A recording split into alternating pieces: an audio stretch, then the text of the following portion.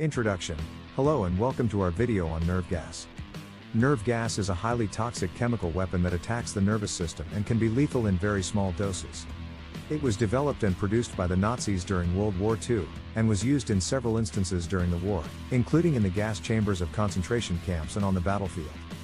History of nerve gas. The development of nerve gas was carried out by a team of scientists at the Kaiser Wilhelm Institute for Chemistry, led by Fritz Haber, who was also responsible for the development of chlorine gas during World War I. The scientists experimented with a range of chemicals, looking for compounds that could be used as chemical weapons.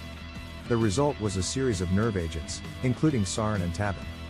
The use of nerve gas was considered a war crime, and after the war, the international community established the Chemical Weapons Convention to ban their production, stockpiling, and use.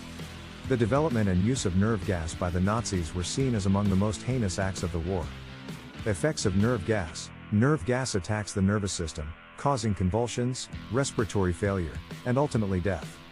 It can be lethal in very small doses, and there is no known antidote. Victims of nerve gas exposure often suffer from long-term health problems, including neurological damage, respiratory problems, and psychological trauma. Conclusion.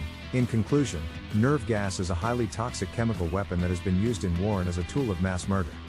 Its effects are devastating, and the development and use of nerve gas by the Nazis were seen as among the most heinous acts of the war.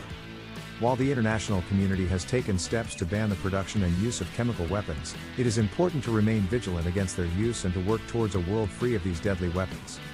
Thank you for watching.